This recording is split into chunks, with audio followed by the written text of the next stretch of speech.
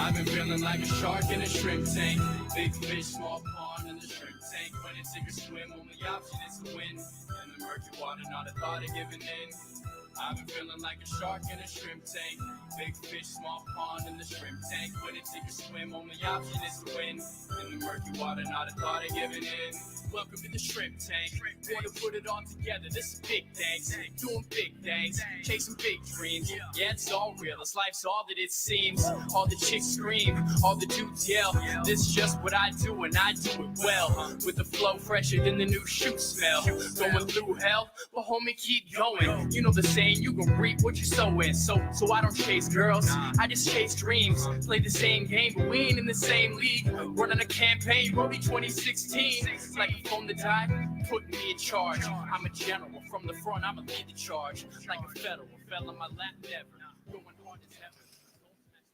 Good afternoon, everyone. Welcome back to the Shrimp Tank powered by Celsius Beverage. If this is your first time tuning in, you catch all these amazing episodes up on our website, shrimptankpodcast.com. This is the podcast where we collaborate with the Florida Atlantic University, their Adams Center for Entrepreneurships, and we really find the do's and don'ts of running a business. I'm joined by my co-host, Dr. Roland Kidwell. Dr. Roland Kidwell, what is happening at FAU right now? What should we know? Good afternoon. Well, next week, I'm told there's an exciting week of pitches with our students and Tech Runway folks, as well as our veterans program. So next week, we'll have the collegiate track. We'll have at the Florida Venture Forum up in Orlando. We'll have some students pitching and some early stage companies pitching for investors. And then at the Vets Expo in Tampa, we have two finalists who could get an award of 10 grand for their new ventures. And these are individuals who've been through the Florida Veterans Entrepreneurship Program here at Florida Atlantic. And there is a startup cohort forming. If you can zero in on that QR code very quickly and copy it, if you'd like to sign up, this is a program for military veterans who are starting businesses, who want to grow businesses, and they go through the Florida Atlantic Entrepreneur Boot Camp. So those are the two exciting things going on. And in honor of our guest today, I brought a copy of my book called Dysfunction and Deviance Across Family Firms, Varying Reflections on the Dark Side. I will not get to this, I'm sure, but I'll just put it up here just in case anybody would like to see that. Roland's going to autograph that for you today, Bob. Yes. This is special. I got to Never add it seen to him my, bring a my book my in. book. I got another one coming out too on overcoming conflict and dysfunction in family firms. That's a case book about 19 cases from around the world and how these family businesses were able to overcome issues. Some of them did anyway, overcome issues. So before we get into our guest today, Roland, can you just chat about if people run a family business, what is out there for people? Because often I bump into a lot of entrepreneurs and they typically just do not fit in these typical BNI networking groups and they feel a little lost. And FAU has some programs here, but what are some recommendations to those folks that are part of family businesses? Well, we have the Family Firm Initiative here at FAU. There are a variety of programs nationally they can get engaged in. Family Firm Institute is one. There are other places they can find research online that's kind of put into practitioner orientation. There is a website called familybusiness.org. And then we have a local organization here that we might be talking about a little bit later on, where next generation, the successors potentially can get involved and kind of talk to each other. So that's something I'll let Bob talk about maybe a little bit as we get into this. But there are a lot of options, and a lot of this though is kind of connecting with us here at the FAU. I'm happy to talk to any family firms, any family businesses. We do research. We try to engage in the practitioner orientation, but there's a lot out there. It takes a little time to find it, but it's there, and then a lot of it's on the internet. Locally here, we have the one group that we'll talk about here shortly. Great. Let's get into our guest today. We got Bob Lafferty in the Shrimp Tank studio today. He's the CEO of HYTECH 24/7.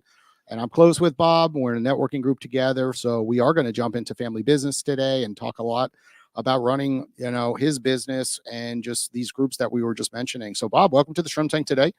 Thank you. Happy to be here. Just tell us about HYTECH. What's it all about? Sure. Yeah. Well, happy to be here after. I know we've been talking for a couple of years now. I've been wanting to come on with you and do this, and there's been a lot of changes at HYTECH and our business, our new venture, our residential line, myhvacsecurity.com. But let me give you the synopsis of what's going on at HYTECH. HYTECH 24/7 is our commercial thermostat monitoring company. We're 24/7. We monitor equipment across the United States for commercial clients all over the place. A lot of them are in Nashville, Tennessee. We have some in Texas, some in Arizona, right? Georgia, Florida. They're kind of all over. And when we originally started our business, it was actually tucked inside of my family business, right? And so we can get into that definitely, Roland. And so here locally in South Florida, we have this company called Hill York Air Conditioning. We're actually Florida's first air conditioning company in 1936. Started by some guys down in Miami, but then my two great grandfathers ended up taking it over and running it and going from there. And so it was in my family for a little over 80 years, right? And so it's really cool. And so the story of how HYTECH really came to be is kind of a cool kind of like scenario, is that my father, who's he retired now, enjoying, he's probably on the golf course as we speak, but he was running our family business, Hill York. And one summer, my cousin and I, who worked for the business and we're going up through the ranks of the business, he came to us and he said, I think we should be monitoring HVAC equipment through thermostats. And we're like, huh? What are you talking about, man? Like you got some crazy ideas. And he said, I want you guys to go off and build it and figure it out. So my cousin and I, we went off and we started just kind of looking at different things while also doing our normal job day to day. And my dad would pop in every once in a while and be like, hey, have you figured it out yet? Right? Dad, it's been 4 days. Right? Like, and he wanted answers. Right. And he just was like, hey, let's get it done. He got some more people involved in the business. We started really kind of pumping it out. And then he came to us one day, still going through the thing. And I mean, we talked to the big air conditioning thermostat companies out there, like the Nest of the world, the Honeywells, right? We talked to them. Hey, was that the start of it? That was the start of it. Yeah. 2015. And you saw the writing on the wall. Yeah. So my dad really saw that and he said, you know what, we should be doing it, but we shouldn't have to spend a gazillion dollars to get this data, right? And there's ways to get the data in the palm of our hands and in our consumers' hands that isn't going to cost a fortune. And so he really went through and we went through it. And then he came to us and a few months in, he said, all right, so I sold it to a customer. We said, well, Dad, we haven't figured it out yet. Like, we're not 100% ready. And he said, well, you got 30 days. Right. And so it really kind of put the fire under us. And so we found the device, that we really loved. And we partnered with a company and they're based out of Texas. And we have been with them for years, right? Since 2015, right? They've been great partners of ours. And so we were doing that inside of Hill York and we were monitoring equipment and we were notifying our customers and having this opportunity to really come to our customers with a different offering that anybody else had, right? It was the first to market, right? First to do what we were doing, right? And so people they wanted to do it, but they also were like, what is this, right? Like they weren't used to it. It was like the new thing. And so what's interesting is that everybody talks about IoT, the Internet of Things, right? And the different industries out there. And the HVAC world was really the last market to go into the IoT world, right? You had the electrical, you had people controlling it, Lutron, Crestron, those type of situations, right? Plumbing, you had like when your water was leaking, you get a notification, you turn your water off. My dad had it at his house, right? Air conditioning didn't really have it. And so building this program and trying to get people to really understand it, right, was really kind of hard. Can you talk about your frustrations? Because sure. Even like my app, Owl, right? That's exactly what I'm going through. And it makes perfect sense to you. You're like, everyone should be purchasing this. Correct. And then they're just like, they're overwhelmed and they just pretty much say, come back next year. Right. Correct. So well, we're going to back up a little bit. What is it? Yeah. So it's a smart thermostat, right? A smart thermostat with simple sensors, right? Okay. At the end of the day, right? So just like you have a thermostat on your wall at your house or you have a thermostat on your wall at your office, right? We have our thermostat right, with sensors, and we charge a small monthly fee to monitor it for you and send you notifications of when you should do service, Okay. right? Instead of wait for you to show up at your office today, you walk in, it's hot, right? And you say, oh, it's hot. I got to call my HVAC guy. I got to deal with a problem, get on his queue. Hopefully he can be here today. Maybe he's come tomorrow or another day. Most people, right, on the residential side, and this is how my HVAC security came to be, is that they come home from work, right? And they realize my AC is not working at my house, right? And so they don't want to sleep in heat, right? They don't want to deal with that. So if they could be notified a couple of days in advance, their unit's starting to trend downwards, Oh, okay. right? And start to say like, hey, we have this problem, right? They can schedule that service call maybe a couple of days out. And are these mainly industrial customers now, or are they resident, or are they both? No, so our HYTECH, we really focus on our industrial commercial side, right? And we have a device for them, right? It's a little bit more robust, has a little bit added abilities of sensors that we can add, energy monitoring, lighting controls, really kind of get into like, if you had like refrigerators that you wanted us to monitor this refrigeration temp, we could do that as well, right? And so I have a commercial product. And then we realized that like that commercial product, it's a great product. It's the workhorse, you know, but like it doesn't have the real kind of like look and sleekness that a residential thermostat has, right? And so it's actually small world crazy story is my father's neighbor during COVID. We were talking, right? And I said, what do you do? And he said, well, I have this lighting control company, right? And you know what? I just built a thermostat because it wasn't communicating to these lighting controls that we have for these monster homes like Jupiter Island homes, right? And so I said, what? You have a thermostat, right? What are the odds that my dad, who has a thermostat company, and his neighbor also has a thermostat company, right? And so I started working with him, and I said, I really need this device as a residential arm of my company. And so I've worked with him for the many years. We're almost at 2 years now, and it is really cool to kind of see the stuff that that they're pushing out, right, and that they're creating, right. And so we've partnered with them, and we have our own product, we have our own platform and analytics and data that we know the residential company really needs, and so or the residential consumer really needs, that company. And so, but we needed to get it in the palm of the hands, right, residentially. But we also we knew that a lot of our customers on the commercial end, they're buying 50 to 100 at a time, right, for all their properties, all their different things, right? Because of the robustness of that equipment and what they need, right? The equipment's a little bit more expensive, right, on the commercial side. And when I've talked to some of my friends and different people in the area, they're like, I would really love this in my house, but it's too expensive, right? Like, how can I get it, right? And how can I put it in my house? But at the same time, I want something that looks a little more sleeker. I want something that doesn't kind of pop up in your face, you know, kind of thing. And so that was partnering with our company, our residential line, and that's how my HVAC security really came to be. And so on our residential line, we charge $16.99 a month, right? You get all the equipment, you get all the monitoring, you get everything, right? It's really a lease of the program, right? You can keep it for 2 months, and if you hate it, right, send it right back. I'll send it a shipping label, right? But I know that you won't hate it. So basically, you're right. going to tell me when my water's backing up in my Correct. HVAC, Yeah. and when I haven't put my vinegar in and gotten the line out. Correct. That's Exactly. what you're going to be Yeah. doing. Yeah. Okay. So you'll get notifications, simple notifications, time to change your filter, right? Time I to forgot about that one. right. Never got to Filter's that. a big one, right? And a lot of people forget about that. And so flush your drain line, exactly, right? When to put flush the line. Some people will do it themselves. Some people call an HVAC technician to do that, right? Whatever you're comfortable with. The big one that we've really built is unit is inefficient, right? It's not cooling how it should be cooling. It's still probably going to cool your space. It's going to take a little bit longer. It's going to cost you a little bit more energy, right? And so that's the one where you should be like, hey, I'm starting to have a problem, right? So that's when I should call my service provider to come out and service the unit. And here's the problem. Okay.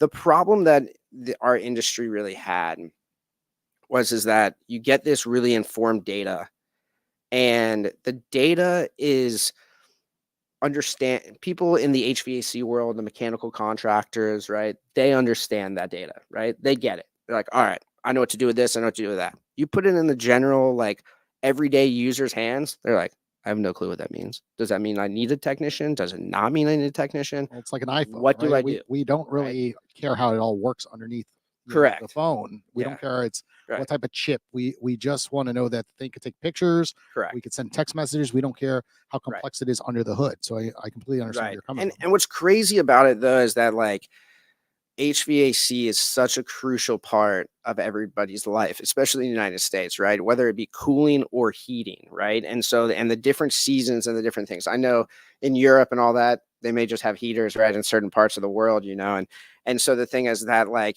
but when it's cold, they want it to be warm, right? And so like it's a big priority for a lot of people, and so we knew that people needed what we have to provide. But the problem though is that they didn't understand what they were looking at, right? And there's a lot of these thermostats out there, and there's a lot of these things you can buy on Amazon and at Home Depot and all those type of things, and you can buy them.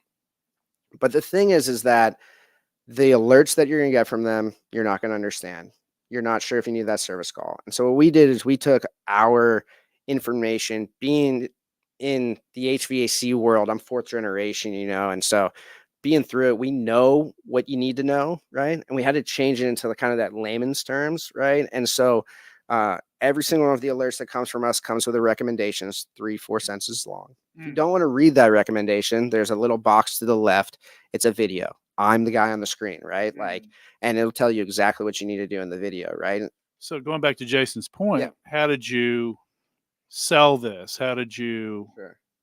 Yeah. So on the commercial end, right, we went to our clients inside of Hill York, right, and we sold it, and we had sold thousands of them in Florida, right, and we had a lot of clients that like really adopted it, right, and they really understood that like the hardest part was getting somebody to believe that it works, right, because you're the new guy in the space, right, you're like trying to like tell them like, hey, trust the data, trust the data, trust the data.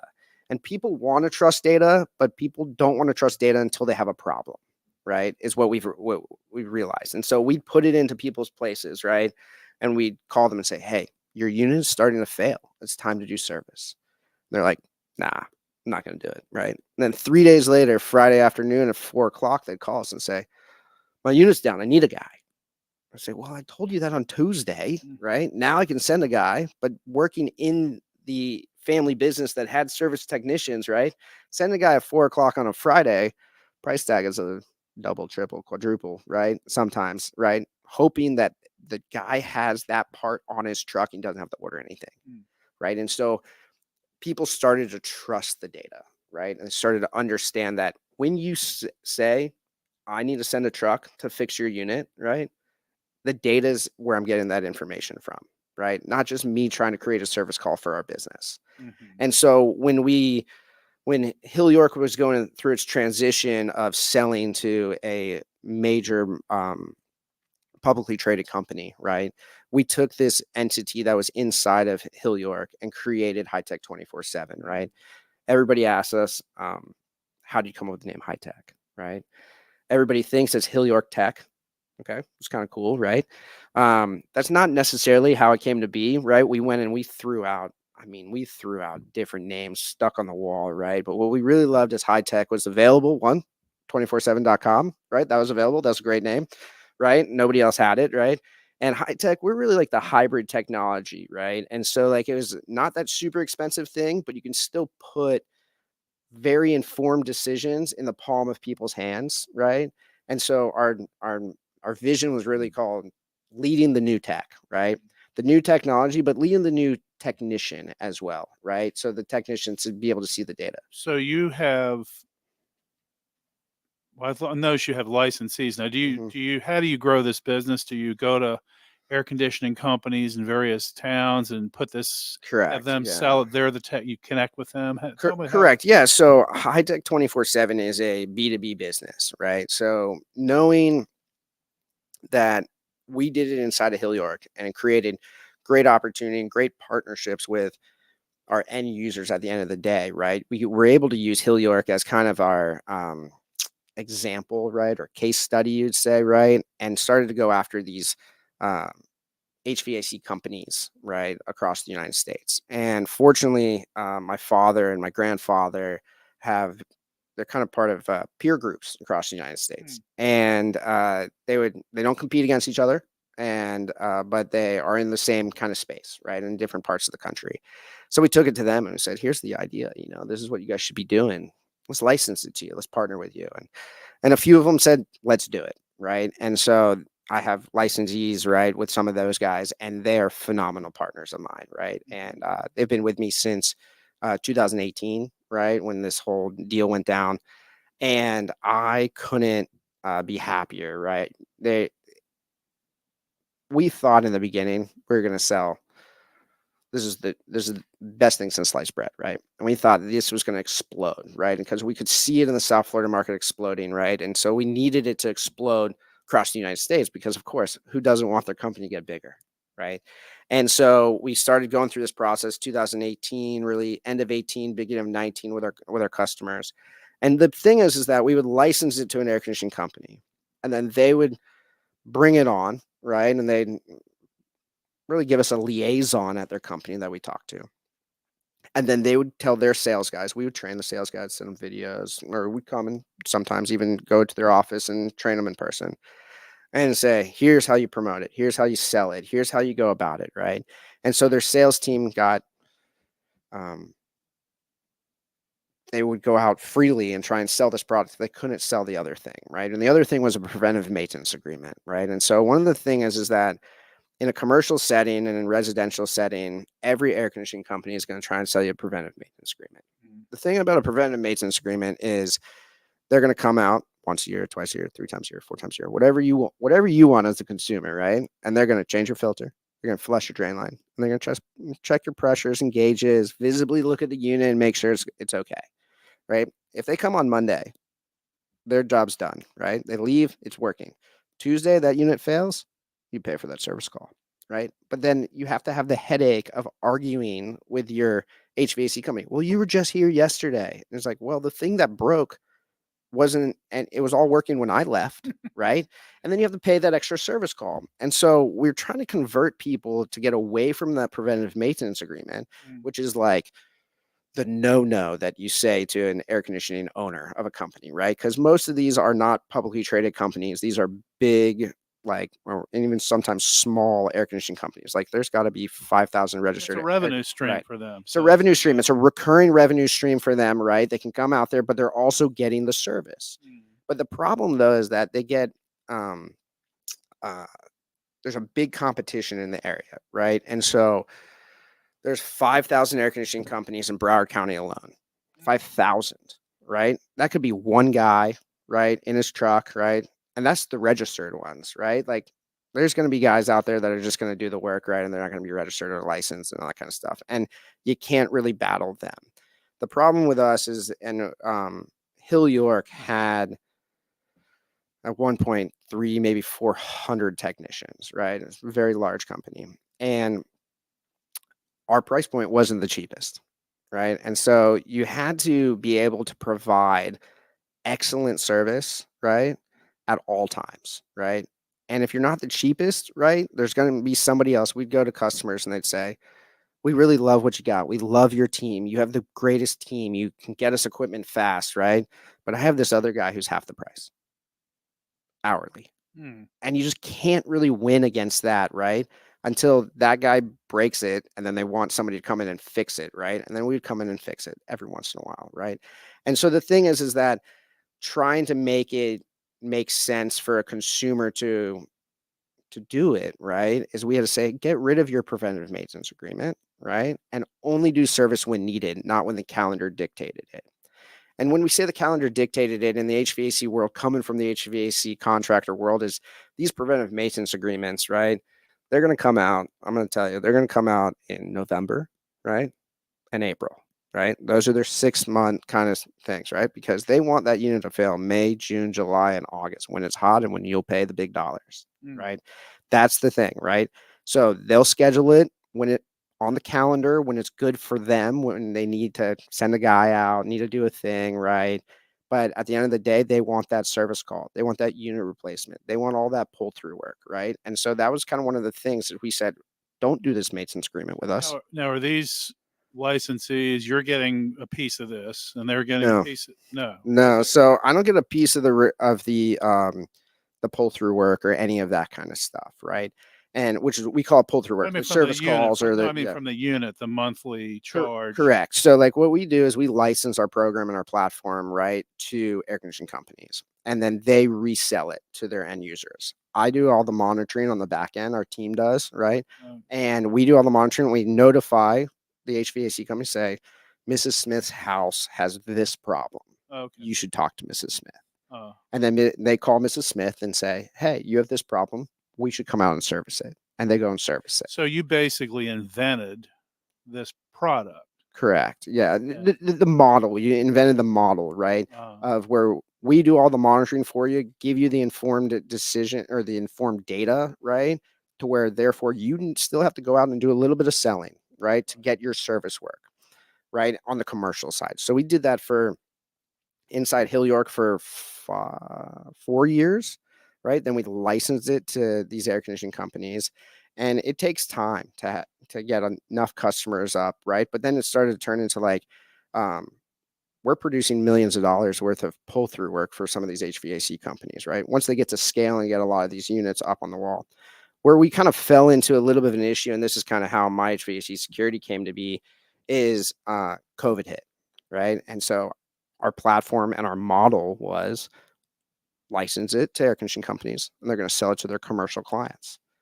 Well, the problem with having commercial clients is that those commercial clients have to be at their office. They have to be at their work. They have to be at their job. So during COVID, when everybody was working from home, right, those people would set their thermostat up to 78 and they wouldn't show back up for 8 months, right? Maybe they pop in once in a while, clean it, right? That's about it. But everybody was working from home. So our business took a big hit, really big hit, right? And so at one point we were like, do we continue, right? Is this the right thing to do, right? But one of the things for me is that, and I have great partners and I have great people with us, right? We pivoted, right? And I said, you know what? I've sold you something, right? I'm gonna stick to it. I'm not gonna leave you and your other clients high and dry, right? We're gonna pump through. We're gonna make our changes, how we have to make our changes internally, right? Really made us look kind of into our team, right? We're spending some money on stuff we probably shouldn't have been spending money on, right? Everybody's reanalyzing, right? I had clients that really wanted it for their properties, but they said, I can't pay it. It's a luxury product, right? I'd rather pay my employees. And I get it, right? I completely understand, right? I want to pay my employees as well, right? And so we had to go through it all, right? And it was a tough time for us, but in that process, right, I learned a lot. One, I started getting involved in more parts of the business, right? At that time, it was my dad, my cousin, and myself, right? And a couple other consultants and finance guys and some other analytical guys, right, on the team. So do we need all this, right? Is this how it should be, right? My dad was retired, right? He had just sold the family business and he was enjoying traveling with our family and those types of things. It was also COVID, so we were like kind of just like stuck together, right? Fortunately for us, my dad had a lake house in Lake Placid, Florida. And so we spent our time there, right? And we really talked a lot of business. We really tried to figure it all out, right? And what ended up was cool about that is that we started to realize that my dad really loved being retired, right? And we talked a lot of business stuff, and he really liked it. He liked to be involved, right? But he didn't need to be the CEO anymore. And we ended up coming to an agreement, and I ended up taking over the CEO role. Purchased the majority of the business, right? And so he's still a great partner. He's still one of my partners, right? And he's awesome, right? And but he has the knowledge, right? He is a professional engineer, right? So would you say, Yeah. just to interrupt, I'm sorry, but Sure. would you say you were an entrepreneur before this, or what did you learn about being an entrepreneur in this process? Because you're an engineer, right? No, I'm not an engineer. Oh, you're not? No. Okay. So actually what's crazy is that like, since we had the family business, right, I knew that I was going to one day want to take over the family business, right? That was the dream, right? I grew my whole entire life since I was 12 years old, 13, whatever the legal age was, right, to work, right? summers I'd be at the office. I'd be doing it, right? I'd be learning the different sides of it. And my dad was an engineer. My grandpa was an engineer. His father's an engineer, right? I couldn't get past calculus, right? Just wasn't my thing, right? And so I said, how else can I do this? And my dad said, you know what, a business degree would be good, right? Can't come work for the family business unless you have a degree, right? That's a rule, right? And in the beginning, I was like, nah. I was like, I'm going to learn way more hands-on. I'm going to learn a lot of more really cool stuff, right? And then I went to UCF for 2 years, right? I had a great time there and started working over the summers with the family business. And my dad said, you know, you can get this degree here in Fort Lauderdale, right? At Broward College. Why don't you just stay? Not as much fun. Right. Not as much fun. That's very true. Not as much fun, right? And my parents will say I had a lot of fun in college. I will tell you, I had a lot of fun in college at UCF. But working for the family business, making money, right? Also going to school at Broward College, right? Which is, I went to a Broward College / FAU campus, right? So, so having the connection here, right? Being a South Florida boy, right? Like I know FAU very well. And so I worked for the family business and I transitioned right into the family business. And it was really cool. I learned a lot of hands-on, right? But I also learned that there's a lot of things that you learn in college, right? That you need, especially when you start running your own business, right? And being the entrepreneur. And so what ends up happening is that we used to have teams of people in the HR department and teams in the finance side and all that stuff. So you didn't have to worry about those type of things because they got handled, right? And there's a team and there's a leader and you talk to the leader, right? When I took over with the HYTECH 24/7, I became the leader in all those aspects because our team was small, right? And so I learned a lot, right? And so being that entrepreneur, sometimes one of the things my dad always taught me is that it's always good to have partners, but it's the partners that you have that make or break a company. Come in right? with the different skill sets. Correct. Right. So you need to be able to trust people that they're going to do their job. You're not going to be the best at everything. Right. And so your partners are the people who are going to help you through the process. Right. Because even though you may be the guy with the idea, right, it takes people to execute the idea. Unless you want to do it by yourself, but it'll take forever. Right. So there's people who have learned so much over the years. And so my dad being an engineer for 30 years, right, me doing the business side of things, right, and then coming in, it was really kind of fun though, because when I graduated from college, I said, all right, I'm just going to go work for the family business. My dad said, no. How many years was that before you launched this? Before we launched this company, so I started at Hill York in 2012. Okay. And then we started this kind of thermostat thing in 2015.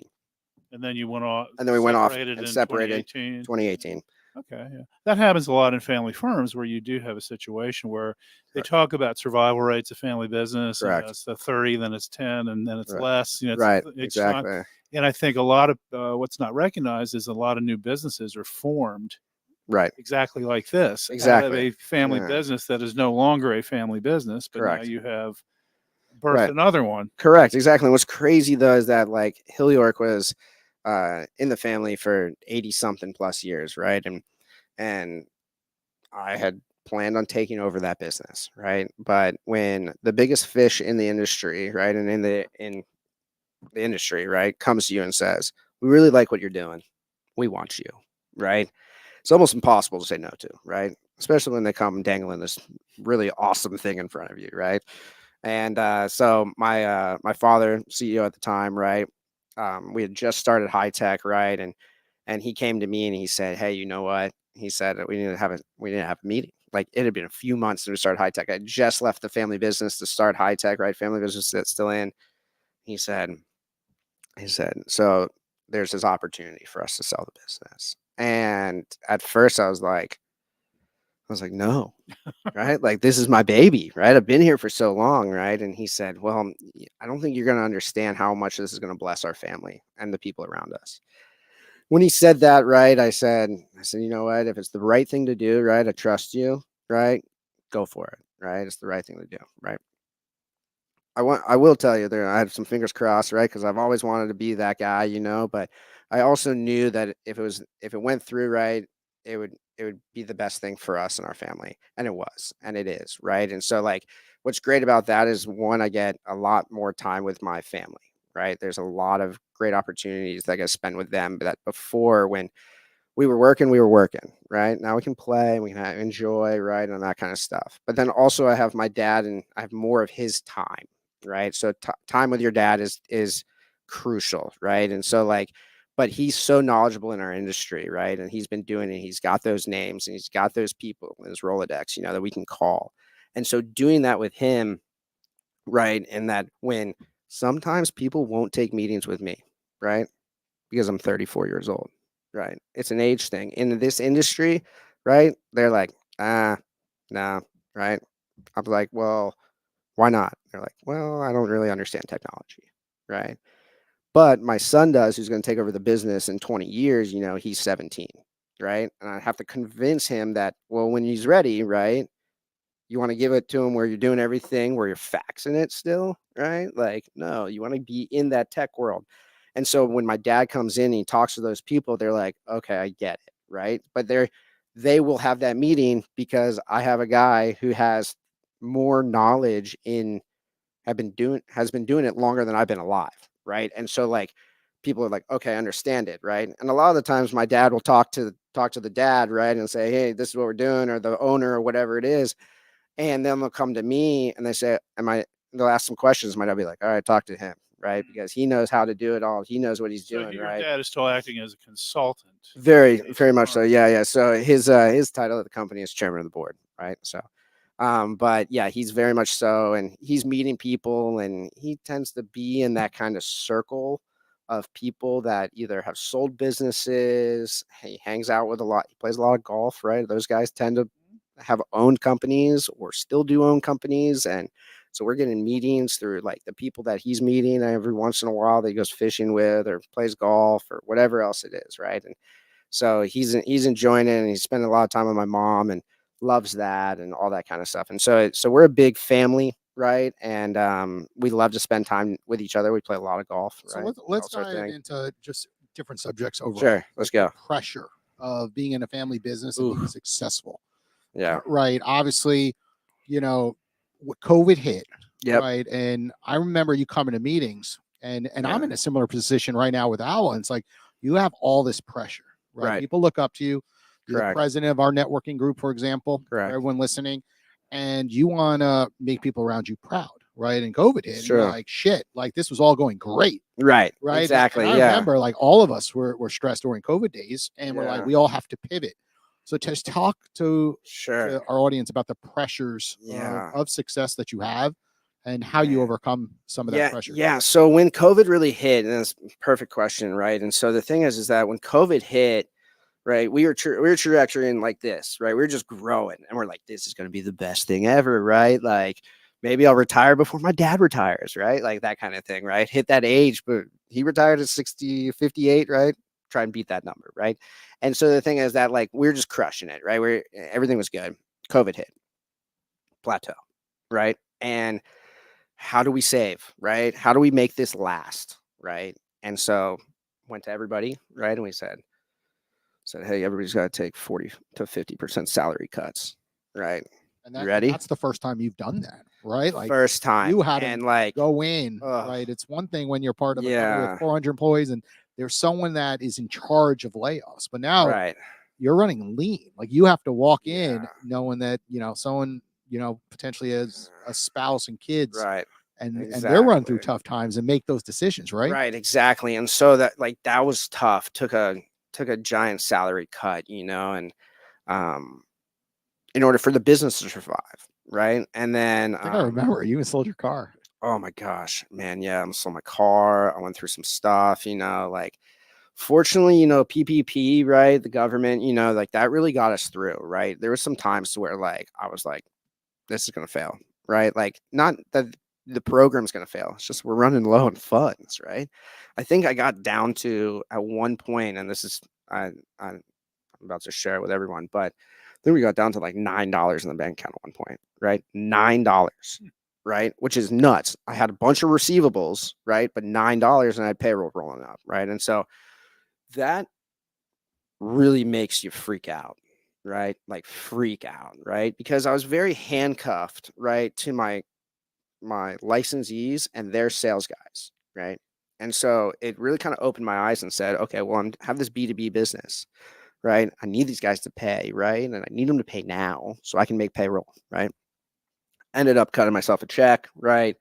So I can make payroll, right? Money came in like the next day, which was great. Pay myself right back, right? But like the thing is that like there was a point where I was like, I already asked these people to take this salary cut, and now I'm not going to be able to pay them their salaries, right? Like, and it was just like we didn't think that was going to happen. Somebody filed for bankruptcy, one of our clients, right? Like, not a huge client, but they filed for bankruptcy, and so I wasn't getting paid, right? And they are normally the people that pay right on time, right? And so like I was like, what are like you can't plan for that, right? You don't know how somebody else's business is running, right? And so I was like, okay, like I don't want to ever have that happen again. How do I pivot, right? How do I make it so that that is not going to happen? So we decided to It's kind of create. like your new brand, though, in a way, like for yourself, for all Correct. entrepreneurs. What you're saying, Correct. it's like we all have now things in place to never have that happen again in Correct. our lives. So it's kind of interesting. That's what your new technology does. Right. Exactly. Transition right into that. So myhvacsecurity.com really, that's how it started. So that's a D2C, right? Direct to consumer market for us, right? But my thing is that I didn't want it to hit the marketplace until it was ready, right? Until it was perfect, right? And which is a hard idea to go with, right? Perfection, right? Well, there's only one person that was perfect, was Jesus, right? But the thing is that like it's hard to be perfect in business, right? And you go through a lot of struggles, you go through a lot of different problems. And so like for me, I thought I was going to be able to do this, build it, get it all done out to the general market 4 months. That was my goal, right? I can tell you it was not 4 months. It almost took me close to a year to get my contract done with my manufacturer, right? So that was a year. And then it took another about 7 months to really get it to exactly where I really wanted it, right? And my target goal was to launch January 1st of this year, right? And did not hit that, right? And so like missing just opportunities, right? And the thing is that when you set a date, right, you really hope you hit that date, right? But if you're not, you don't want to produce a subpar like device that's not going to work correctly, right? Because I learned through a friend of mine, 25 one-star reviews on Google will crush a business, right? Just in the beginning, right? Once you have 7,000 reviews, and 25 of them are 1 stars, not a big problem, right? But when everybody who's your consumer is going on Google or going on one of these review sites and looking up your company, especially consumer right? products, because Especially consumer products, people are so quick. They don't care about you, the owner. They don't care that care. you put your blood, sweat, and tears into this last 3 years. Exactly. They don't give a crap. Right. They'll go on there and be like, it was late. The package said 2-day delivery and it came in 4 days, right? Like, correct. 1 star. They'll It's say, I nuts. opened the box and there was a screw missing. They won't. Right. They don't care. Make a call, be like, hey, is there something missing? And they're like, actually, it is the correct. You just installed it incorrectly. And they're quick to want money back for free. It's never their problem. To be like, hey, instead of $16.99 because of this, charge me $12.99. And then all of a sudden you're like, no, we can't do that. And they're putting up a negative review. So you have to be very, very careful. And also have good communication in those early days, because communication is key. Exactly. And so you have to put out fires. Oh my goodness. So like I will tell you, come February, I think it was 19th, I was talking to a good buddy of mine and he does marketing. I said, hey man, I'm going to launch this product April 1st. And he said, do you have this, this, this, and this? And I said, I have none of those. He said, don't do it. I said, and the things that he said is, do you have a good website? Right? Where the people are going to go and they're going to want to ask questions, right? He said, and they're going to have all the questions on your website and they're all answered. No, they'll just trust me because I'm good at this, right? Little mentality right there. I was like, I've done it for so long, I'll be able to convince them, but I can't talk to every consumer on the phone every single day. This is the product for the residential. This is the product for the residential, the myhvacsecurity.com residential device. Have not launched this yet? It launched February, launched May 3rd, okay. Right? It launched for pre-order May 3rd. Everything ships June 1st, right? Okay. And then come June 1st, if you order June 2nd, it should ship same day, right? So meanwhile, though, the commercial business picked back up. Commercial business picked back up, right? And the commercial business was when COVID kind of started to go away, we pivoted during COVID, right? We got very lucky. We got some big clients who were school districts, right? School districts really wanted our product in all their schools. So we would sell a lot of these school districts. Even though no one was going to school. Even though nobody was going to school, right? Because what happened is that the funding from the government came, right? And they wanted to prep all the schools for when students did come back, right? So these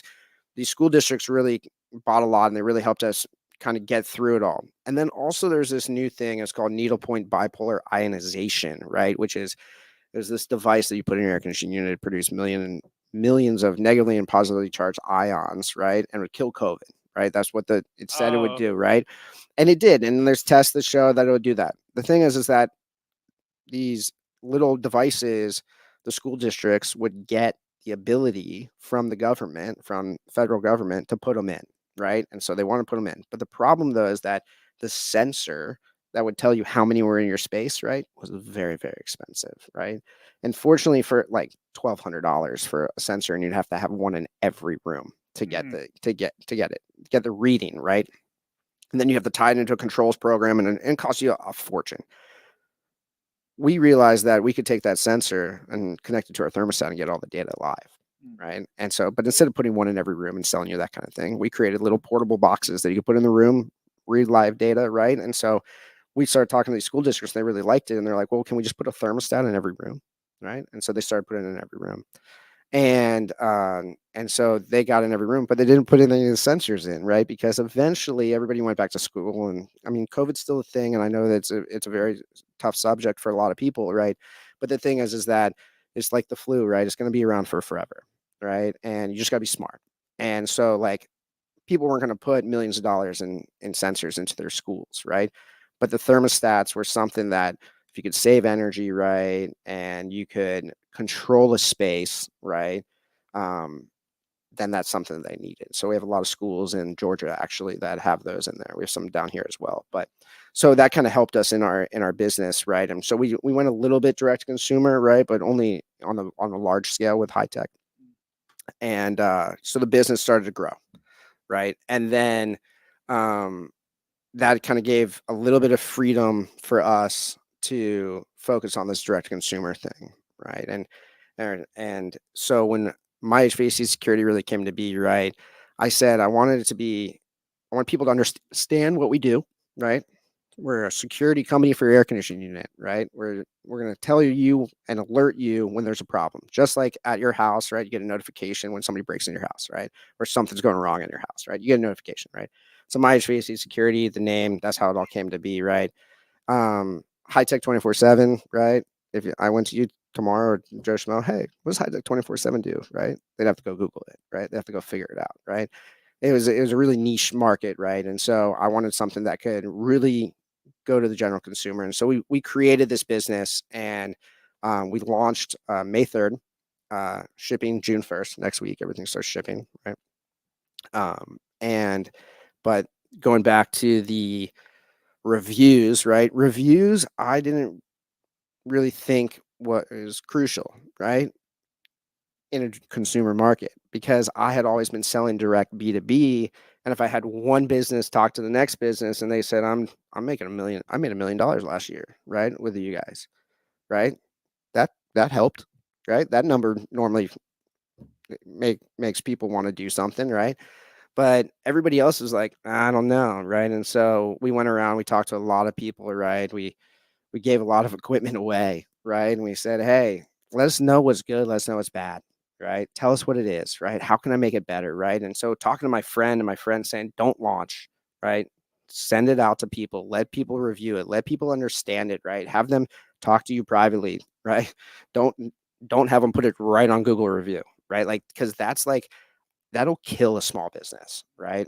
And consumers don't understand that every once in a while, right? But like, I just bought a house, and I was buying stuff for my house, and what ended up happening is I was talking to some friends. I said, well, what does the review say? I said, what? They said, don't buy it unless the review is over 4.5 stars. It's true. We all do. Right. You know, anytime we go to a restaurant, first thing I do is I look at the reviews. Correct. Exactly. Unless it's like McDonald's, like a chain. Right. Exactly. Like, it was something easy. Like, who's leaving right? a review for like chain type? They're all going to be bad. Yeah. I agree. Yeah, so we did that, and so like one of the things is that I know coming in here, right, and thank you guys for having me, and all that kind of stuff. And so I want to, for all your viewers out there, right, if they want to sign up for myhvacsecurity.com, right, we're giving away the first 3 months for free. I actually created a promo code for you guys, Shrimp Tank, right? We'll post about it. So we can post about that, right? Exactly. If anybody wants it, right, they can have it, right? But we created it so that it's very easy to install, right? The program is very simple, right?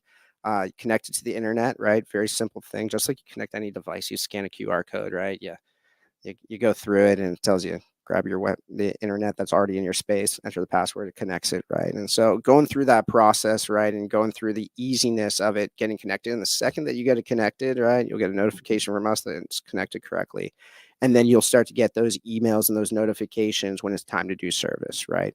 And so building it all and going through it all and having all that information on your site, for consumer business is super, super important. At first I thought they'll just scan my QR code and they'll go fill out a 20-page or 20 little blank thing, right? And they'll press enter and they'll charge a credit card, right? No, that's not how that works, right? Especially on a subscription model.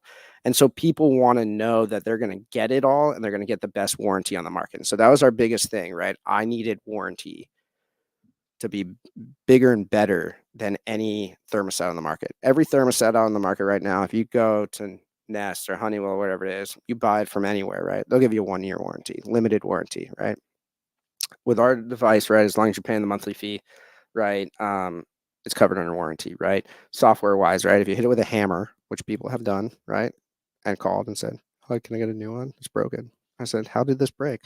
We're hammering on the other side of the wall and it hit the back plate. My 7-year-old took a hammer and started going at it. Yeah, or they have it in a gymnasium, gets hit with a dodgeball, right? And they want to know that it's going to be covered. I was like, I can't cover this, right? It's a hardware side, but software wise, if anything goes wrong, anything goes, we'll send you brand new, no problem, right? And so, but covered as long as you want. And the nice thing is that instead of having you buy the equipment and pay a monthly fee and go through the whole entire procedure, right? It's a flat $16.99, shows up ready to go, right? And you can have it for 3 months. You can have it for 6 months. You can have it for 5 years, right? Whatever you want, right? There is a fee. It's based off of the Comcast cable box model, right? So, and I've been very transparent about this with all of our customers, right? Is that if you get Comcast cable, right, or whatever it is, your service provider, right? They send you the equipment, right? And then if you cancel with them, you have to send all the equipment back. Our model is the exact same way, right? You have to send it all back, right? So send it back. If you don't want it, I'll provide you the shipping label, no problem, right? If you don't want to send it back, right, there's a breakage fee, just like Comcast charges you a fee if you want to keep the gear for some odd reason, right? You got 60 days to send it back. That's in our fine terms, but I'd like to be transparent with it, right? And that kind of stuff. Why can't they keep it and just turn off the monitoring? I guess because technically it's a thermostat, and then the sensors stop reporting data. Correct. Yeah. Well, the thing is, the thermostat will still work, right? It'll still work as a normal thermostat, right? The thermostat has costs, right? And so, $16.99 is less than what it costs, right? And the monitoring and all those type of things, right, is less than what it costs. And so, what we also do is that if you have our system for 5 years, right, 60 months, right, there's no breakage fee, right? There's no, if you want to cancel on month 61, right, you don't pay that breakage fee. You don't have to return the equipment, right? You own it, it's yours. That's the way it is, right? And so, like, that's the way we built the program, because we want you to be our customer for life, right? And we want you to be teamed up with us. We give away, we have a lot of cool giveaways. We have a lot of things. People can be affiliates of our program, right? Our affiliate program is. Why don't we take a break? Let's take a break, and then we'll talk about that. That's a perfect segue. Sounds good. Let's do it. Next segment of the show, What's Hot. So everyone listening, back in a moment. Fastest growing community of professionals on the internet with Owl. Access new networks and otherwise unreachable professional contacts through the one-on-one call feature on the app.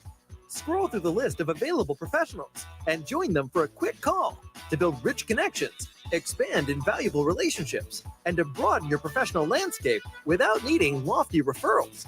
Owl, we bring vetted pros to your doorstep 24/7 on demand. Join our community by signing up at owl.com today. It doesn't. Hey, everybody. Welcome back to the Shrimp Tank. This is an awesome episode with Bob. If you want to catch him one-on-one on the Owl app, he will be the featured expert next week. Just follow him, get a notification when he makes himself available, of course, and connect one-on-one and pick his brain. Okay, Bob, on this segment, it's called What's Hot. All right, let's So do it. dive into, these aroma 360s, right? You're in the AC business, right? Right, Everywhere yeah. I go now, it's another ad for aroma 360 or hotel Right. collection. And these scents are so nice. Are they really hot?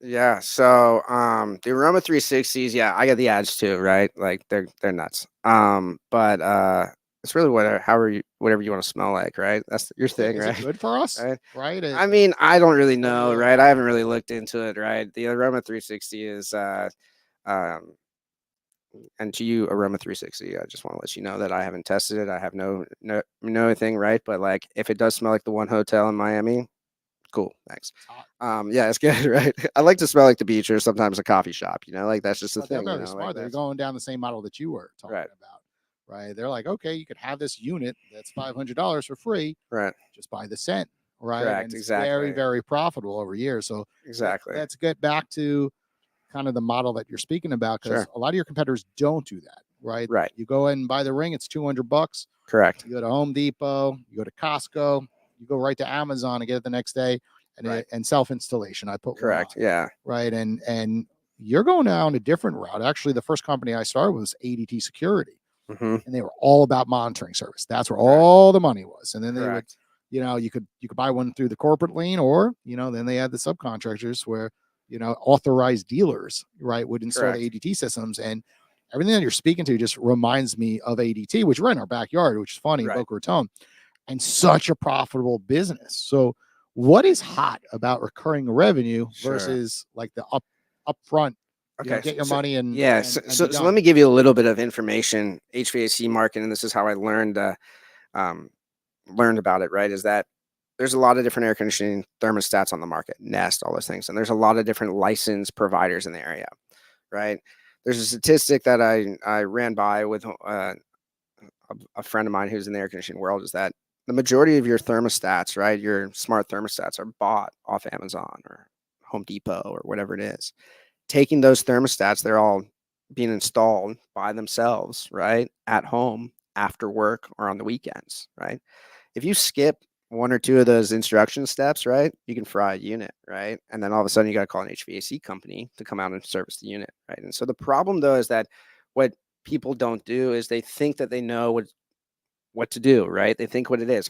And these service providers love to be licensed providers because they're going to get that call when you type in Nest provider in my area, right? And then they're going to come out and service the unit because you popped a 10-cent fuse that you can't fix on your own, right? Because you have no clue what you just did, or you touched some live wire to another live wire, right? And so like what's crazy is that like in the recurring world for us, right? Everybody wants to be in the recurring world, right? Because that's where the money is, right? And so the thing is that like recurring is great, but you also have to deal with like the problems, right? And the problems is that I'm providing a device that could cost thousands of dollars, right, at a small monthly fee, right? And so the thing is that it takes time to recoup that. So why not partner with brands like ADT Security, right? They're in the Okay. monitoring service Yeah. already, and I could just sense, like, they're right here in Sure. Boca, knock on the door, get a meeting, Correct. Yeah. with their CEO and say, hey, look, we got Yeah. distribution immediately, Right. right? And we don't have Yeah. this type of technology. So there's been a couple of different companies that have done stuff like this with the thermostats, right? And they say, hey, we'll provide this to you, right? I think FP&L was one of them, did it at one point, right? They said, hey, we'll give you a thermostat, we'll give you a discount on your energy, right? And they said, oh, great, yeah, I did that definitely, in New right? York City, actually. Right. Con Ed sent me Okay. something, and it Right. just didn't. And honestly didn't Right. work. You got to get it. One, you got to get it installed, right? So there's some clauses in to get it installed, right? And so maybe they'll install it for you or whatever it is. The second thing is that what FP&L did and some other these air conditioning or these energy companies, what they did is when it was hot outside, right, and the grid needed some relief, right, they had control of your thermostat and you bump it up 1 or 2 degrees, right? Your house was still cool, right? It took a little bit longer, right? But the thing is that the energy, right, consumption on the grid was less, right? Now you got an energy savings, right? But you may have not noticed that your thermostat went up 1 degree, right? And so like some people started complaining. They said, hey, my thermostat keeps changing, right? Why does it keep changing, right? And so that program pretty much stopped, and kind of thing. But 1 degree right, on your thermostat, right, if you bump it up 1 degree, can change your energy bill drastically, right? Because energy consumption is huge, right? And so, like, I have my house at 75, right? Whole house, right? Which is crazy because people are like, what? 75 degrees? That's hot, right? It's only hot if it's humid, right? So, because you feel it, right? And so the thing is that energy saving is huge, right? And the consumer wants energy savings. Savings, green. It's a keyword, right? People want to have that energy savings, right? $7 here, $7 there. It adds up, right? And so our system saves 15-25% on your energy bill if you follow our instructions, right? You can do whatever you want. I don't want any control, but partnering with a company like that, I'd love to partner with one of them, right? But it has to be really defined for the consumer, right? That like, hey, you're getting this and this is what you're getting, right? Because I don't want them to think that somebody else has the hand in the cookie jar, right? That's going to send them alerts and I notifications. just would sense ADT would make sense because they're Yeah, doing ADT would be great. smoke, carbon monoxide Correct. detectors, flood detectors, right? So they're Right. already in the appliance zone. Mm-hmm.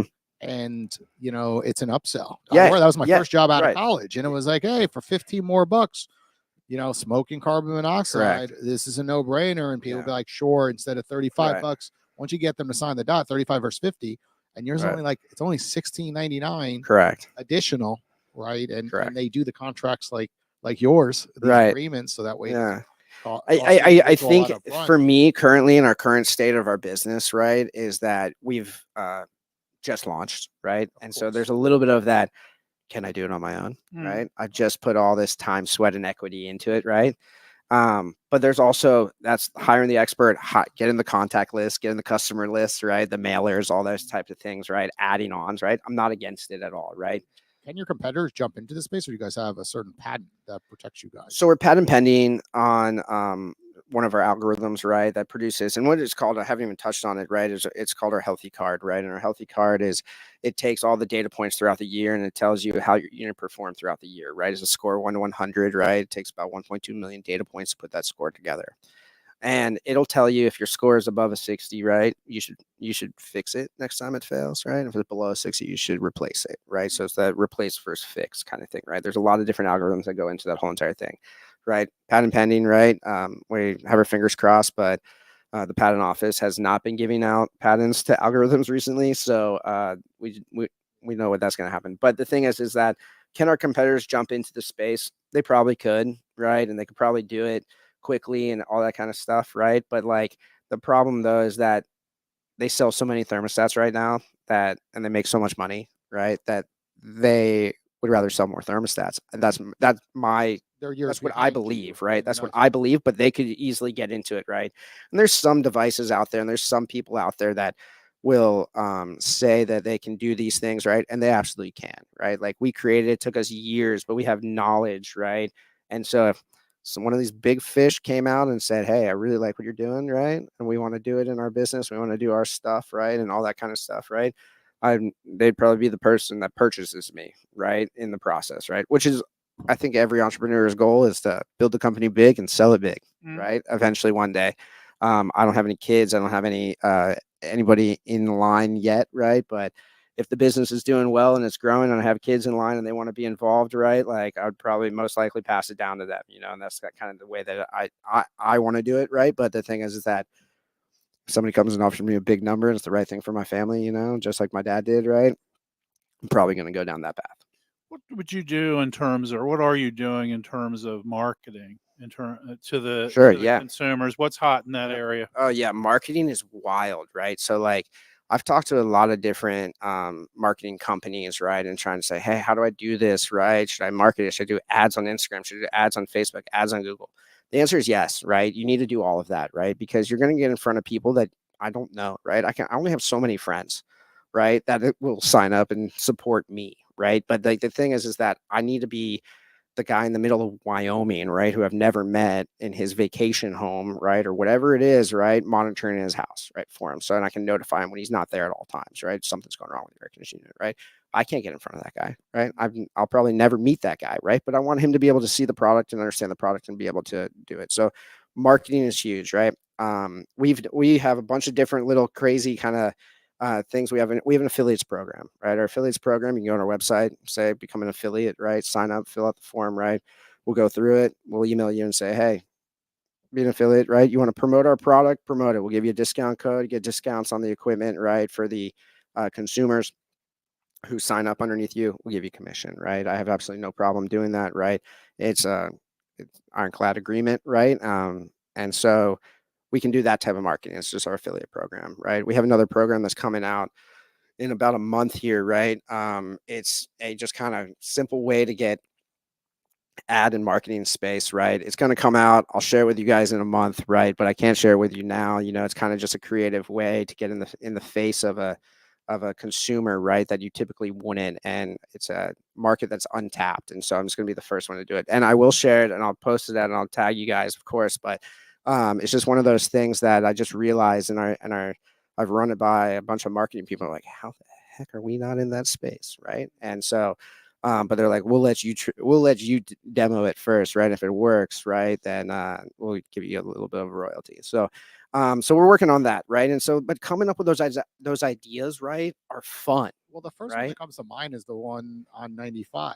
Like Right. the one's like, Your wife is hot. yeah, your wife is hot. So Yeah. now you're going direct to consumer, right? Correct. Yeah. If you're in the corporate lane, it's like you don't have to create Correct. these type of ads that are super creative, right? It's just get the job done type of things Yeah. directly to those corporate environments. So, do you think you'll do influencer marketing, for example, and come up with like some unique, catchy stuff that's like Sure. the AC broke and like Right. now Exactly. your wife's Yeah. upset? Like, Yeah, I'm just yeah, saying, like the those your kind wife of- is hot slogan, right? It's air around the clock, right?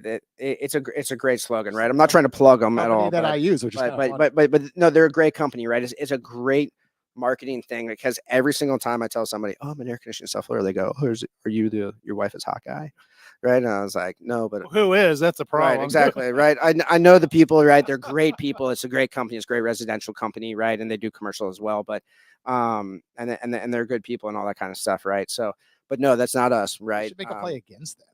Right? No. Play would be funny. Yeah, no. The billboard across. Yeah, actually, something like that happened. Sure to have it. So I think there was a one where they did your wife is hot, and another person did a billboard and said your wife isn't hot, right? Because you called it. It was a different air conditioning company, right? They got in some battle. I'm going to stay away from. I don't think right? that's So, yeah. trademarked, because I think Right. those are all over the country. They're all over the country, right? Different Exactly. places, Yeah. yeah. So it's a thing, but like, yeah, Do you have the marketing team, or do you come up with these ideas? How do you do that? Yeah. So we're a small team, right? And we're small, right? And so we're starting up, right? And we're kind of redoing it all. And so to answer your question, I have a lot of friends that are in this space, right? And I trust them, right? And so I run ideas by them, right? They run air conditioning ideas by me. We kind of share kind of ideas with each other, right? There's I know we haven't even touched on it yet, right? We have a family business networking group Right. that I'm the president of. I'm a co-founder. So And what's hot about that? yeah. Jump right in. Ooh, let's get into that. All right. So this is how Jason and I met, actually. But so we have this company. It's called SOB's Sons of Bosses, and it's based down here in South Florida. And what it is a group of guys who work with their family, right? It could be your brother, your sister, your mom, your dad, right? It was originally designed to be working with your parent who owns the business, right? And so how do we transition from one generation to the next, right? And just like you had the numbers, right, from first, second, third, fourth generation, how they get smaller and smaller and smaller, right? Everybody wants to be that fifth, sixth generation and say, I've done it, right? I've made it past that thing, right? And the thing is that a lot of the times that can happen, right? Different industries allow that to happen, right? And there's other industries that after 2 or 3, right, the business gets so big, somebody comes in and buys you, right? And that's just the way that it is, right? But and then it creates generational wealth, right? Which is everybody's dream, right? And so the thing is that our business, right, what we do is we really try and we have a meeting once a month, right? We have a couple of members present every month, right? I'm covered under an NDA. I can't really talk about any of the details, right? But the thing is that we talk about issues that our family's dealing with, right? I think the general question that we all say is, how do I ask dad for more money, right? Because everybody wants to make more money, right? And the answer we typically get from dad, right, or somebody else is, well, you don't need more money now because one day this will all be yours, right? Yeah, but how do I pay for this company and buy it from you if I don't have any money to do so, right? And so having that kind of conversation and going through it and just the different idea that maybe this guy over here isn't dealing with, right? And this guy is, right? And they collab, right? And we just talk. We have all these different opportunities, right? Is so cool because you get all these different perspectives in different industries, right? And so like we'll share with each other our marketing things like, hey, what are you doing in marketing, right? Okay, sweet. Yeah, like I can do that. We don't compete with each other, right? We try and keep it industry specific, right? There's a couple of people, right, that in the finance world and that kind of stuff, right? Like you just can't avoid it, right? Kind of stuff, right? But I'm the only air conditioning guy in there, right? But even if we had another air conditioning guy that wanted to come in who was a service provider, right, I'd be more than willing to welcome in with open arms, right? Because we're gonna have different ways to collaborate. And so like the marketing is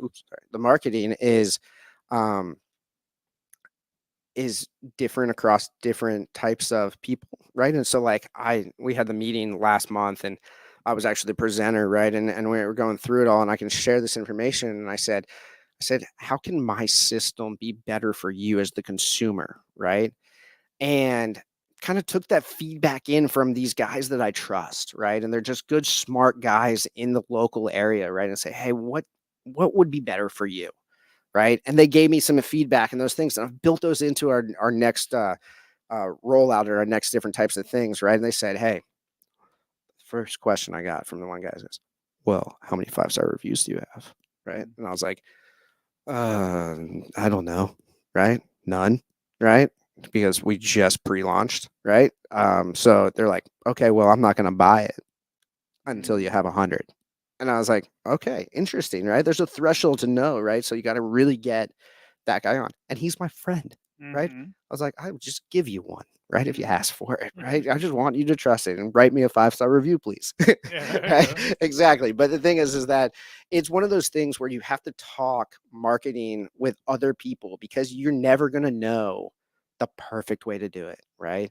And so you got to put it on a dartboard and just start throwing darts. Eventually, hopefully, one of the programs lands, right? And if that lands and it takes off, it's great. Fortunately for me, I've networked in this community for forever, right? So that's just one of the groups I'm involved in the Orange Bowl committee, right? The Orange Bowl, big football game, right? But what our community and what that organization does is it raises money and then we re-put it back into the local landscape, right?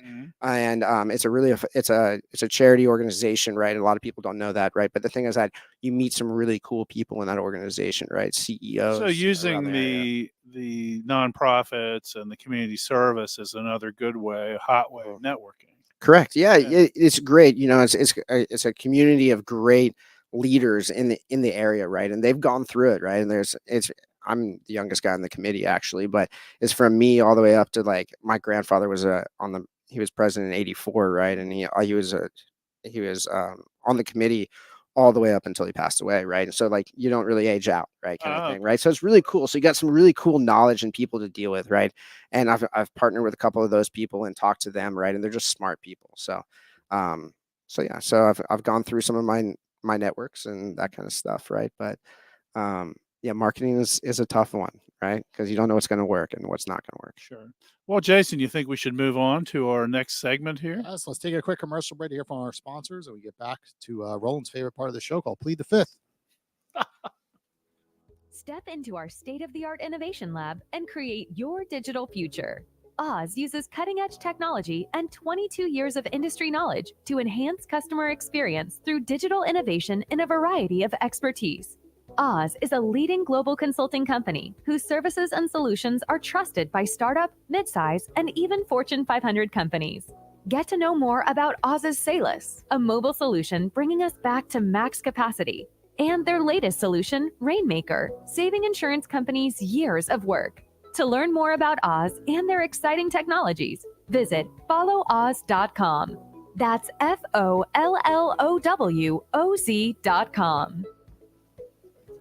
Good afternoon, everybody. Welcome back to this episode. Bob, on this segment of the show is called Plead the Fifth. Ooh, sounds fun. So we're going to ask you a question, And if you do not want to answer the question, just say, I plead the fifth. Okay. It's a game, right? But you can't do it more than once. In a row. Okay. If you do it twice, then of course you're not allowed on FAU campus. That's Roland's rules. You're not allowed back there in the Okay. future. No, that's Okay, not. give me Okay, something so good rules then. up. Okay, so let's keep it simple. Which member of SOBs are you just always frustrated with when they're giving a presentation because they're not listening to your guidance? You're giving them such tips and they just don't listen no matter what you tell them to do. They're kind of stubborn. Or Gotcha. or don't mention that person and say, I plead the fifth. I can answer that, and I I've got never this been to a answer. meeting. Yeah, exactly. Me too. All right, it's you. So because I'm sure I want to plead the fifth of this guy's question, but the thing is that you're not the most annoying, right? But if that was the question, but the thing is that sometimes you're okay. How do I answer this? Okay, so like when we have our dinners, right? And if Jason's there, right, and I'm not there, Jason orders every single appetizer on the menu, right? That we have to end up paying for, right? Kind of thing, right? I'm famous over Right, there, right. Roland. They're all like, Bob's not here. Bob's not here. Jason, you want to take control? You want to talk Right. to the server? I'm like, sure. right, exactly. No, so like it's really funny because everybody texts me after the meeting, be like, "Hey, you don't know what Jason just did, but he just ordered 7 of these things," and I was like, Make him the treasurer of the The organization. funniest part goodness, is I'm like the financial advisor getting Right. like the $20-$30 meal and then ordering Right. like 2 appetizers, which are like Right. $15 each. Well, Correct. other members get 1 meal. And no one's Right. picking up on this. It's like a steak and like 3 sides, and it's like $120. Right. Technically, No, it's okay. I'm the good guy. Just like no, no, one's, no, no one's you're calculating. good. It's just really fun for us, right? It's that the running joke in the group, Jason. We'll do that every once in a while, but I can't do that when you're around, though, unfortunately. no, because I literally just take your menu away. But it's all good. No, it's all fun, and I would say none of those guys there really are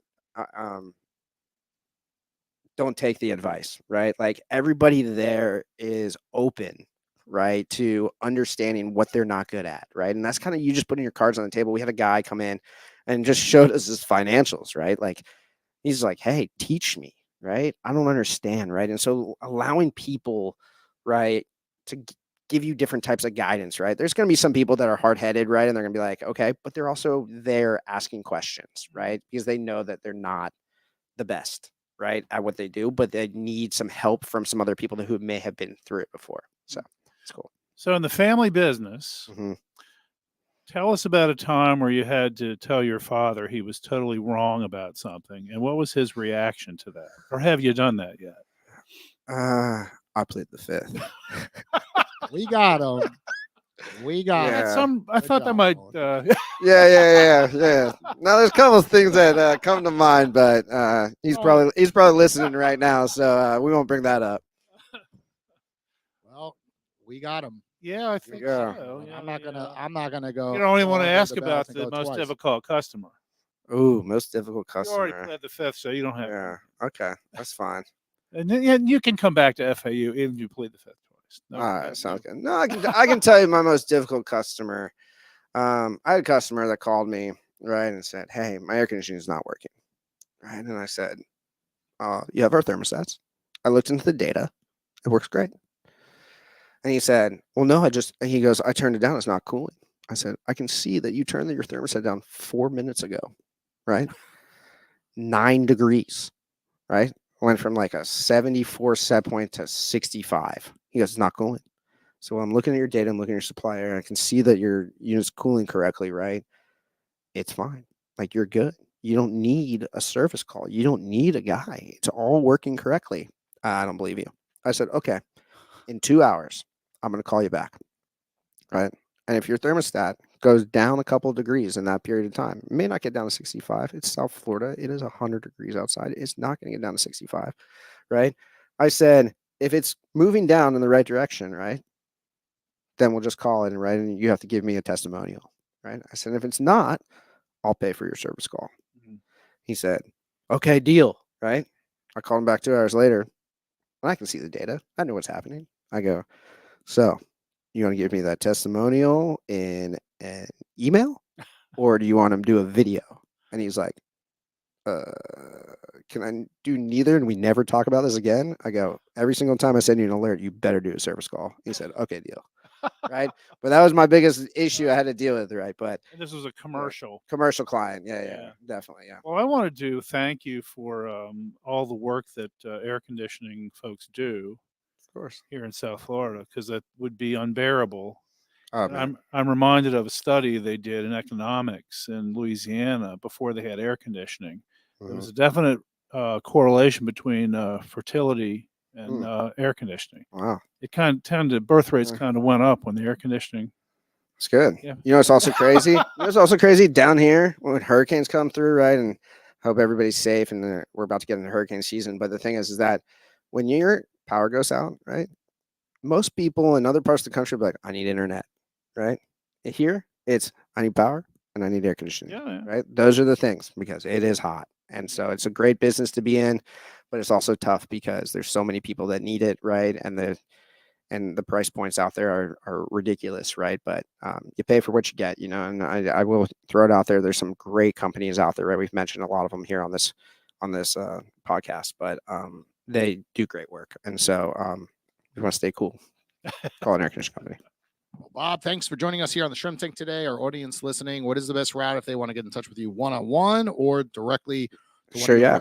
You guys can hit me up an owl, right? That'd be fun, right? We can always do a call. I'm always willing to talk to people, right? And talk about different things, right? You can reach out on our websites. We have HYTECH247.com and we have myhvacsecurity.com, right? There's info pages. You can fill it out, right?